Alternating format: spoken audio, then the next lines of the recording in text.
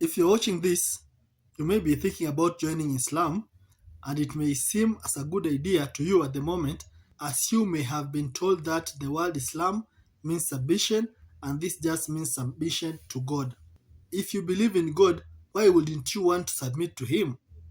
It makes sense, right? Not so fast. There are two main reasons why you should slow down and consider the matter a bit more carefully. According to the Quran, you can only submit to Allah by submitting to all the decisions of Muhammad. In Quran chapter 4 verse 65 it reads, "But no, by your Lord, they can have no faith until they make you, O Muhammad, judge in all disputes between them and find in themselves no resistance against your decisions and accept them with full submission." Notice that you can have no real Islamic faith until you make Muhammad judge in all disputes and you find no resistance in yourself against any of his decisions. You have to accept Muhammad's decisions with full submission. So, while the word Islam means submission, it really is submission to a man because according to the Quran, you can only submit to Allah by submitting to Muhammad. And who was Muhammad? He was an illiterate Arabian caravan robber and warlord. As a rule, before you unquestioningly accept all of the teachings of an illiterate 7th century Arabian caravan robber and warlord, you should really make sure you can trust him as a prophet, and that requires a careful examination of his life and teachings, allowing the so-called evidence of his prophethood. The second reason to proceed with caution is that Muhammad ordered his followers to execute anyone who leaves Islam. For example, in Sunan an-Nasai 4067, it was narrated that Ibn Abbas said, "The Messenger of Allah said, whoever changes his religion, kill him." So if you convert to Islam without doing proper research and you later decide to leave Islam, you will be under a death sentence for the rest of your life. Converting to Islam is not like joining a club that you can simply leave once you change your mind. It is something that follows you forever through threats of violence. If you are going to convert to a religion that will sentence you to death for changing your mind, you should make sure you understand what you are getting into and why you are getting into it. So, why are you considering joining Islam? Do you have a Muslim friend who is trying to convince you to convert? Has someone been sending you videos filled with amazing proof that Islam is true? Did you bother to carefully examine these proofs that were presented to you? Did you look up the references? Did you research responses to these arguments? No, you didn't. Because if you had carefully examined the arguments for Islam, we wouldn't be having this conversation right now. You wouldn't be thinking about converting. What would you find if you took a closer look at any of the arguments for Islam? Muslim preachers and apologists claim that the Quran is filled with amazing scientific insights which couldn't be possibly have been known in the 7th century. What you should do is to look up these verses and see what they actually say. They never say what the Muslim preachers and apologists claim they say. Islamic preachers take extremely vague verses that aren't saying anything scientific and they insert modern science into these extremely vague verses and claim that these verses are making scientific claims. The reason they have to go to these vague verses is that all of the clear scientific claims in the Quran are completely wrong. For example, the Quran claims very clearly that the sun sets in a muddy pool. In Quran chapter 18, verses 85 to 86, we read about the tales of Dhul Qarnain, who is Alexander the Great. So he followed away until when he reached the setting place of the sun, he found it setting in a spring of black, muddy, or hot water, and he found near it a people. The Quran claims that the sun sets in a muddy pool. That means that the sun is much smaller than the earth and that there are people living there. If you ask your Muslim friends about this, they will say that you have to reinterpret the passage. They will say that the Quran is only claiming that Dhul Qarnain saw a reflection in a pool of water and it appeared as if the sun was setting in that pool. The problem with this interpretation is that Muhammad himself said that the sun sets in a pool of water. In Sunan Abu Dawud 4002, it was narrated that Abu Dhar said, I was riding behind the Messenger of Allah while he was on a donkey and the sun was setting.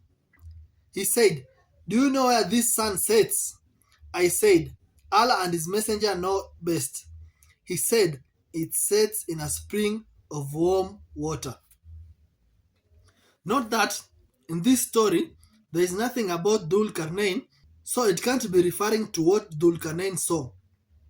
This is Muhammad telling his companions what happens to the sun when it sets.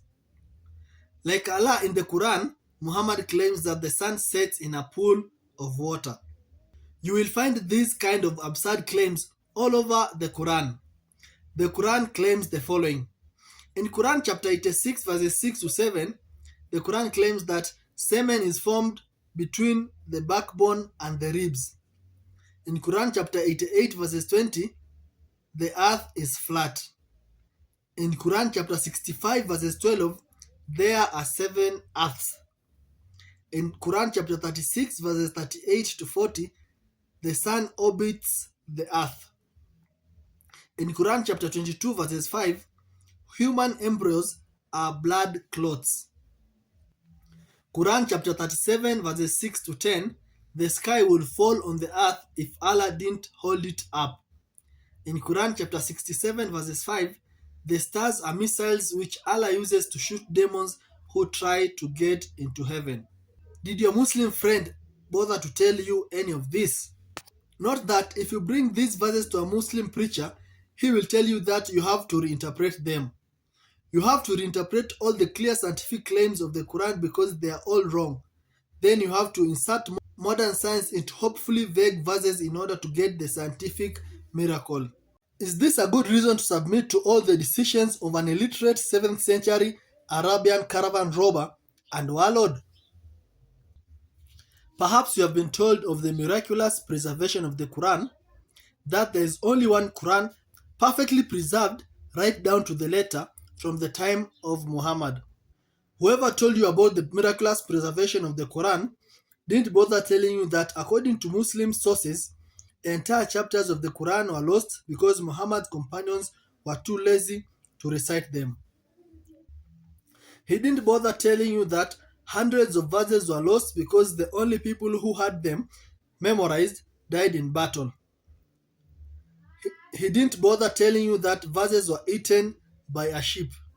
In Sunan Ibn Majah 1944, it was narrated that Aisha said, the verse of stoning and of breastfeeding an adult 10 times were revealed, and the paper was with me under my pillow. When the Messenger of Allah died, we were preoccupied with his death, and a tame sheep came in and ate it. Those verses were part of the Quran, but they are not in the Quran today. What happened to them? Muhammad's wife Aisha had the only copy and a sheep ate it, so Allah couldn't protect the Quran from a sheep. According to Muslim sources, Uthman, the third of the rightly guided caliphs, he had to burn countless copies of the Quran to cover up all the differences. And even that didn't work. There were still different versions of the Quran even today. Even today there's the Wash Quran and the Hafs Quran. So on what planet is this a good reason to make an illiterate 7th century Arabian caravan robber and warlord the ultimate authority in everything you think or do?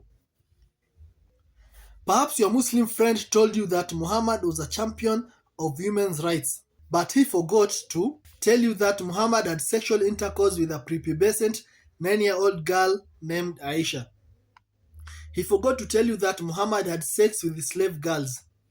He forgot to tell you that Muhammad allowed his followers to beat their wives into submission, and to rape their female captives, and to hire prostitutes.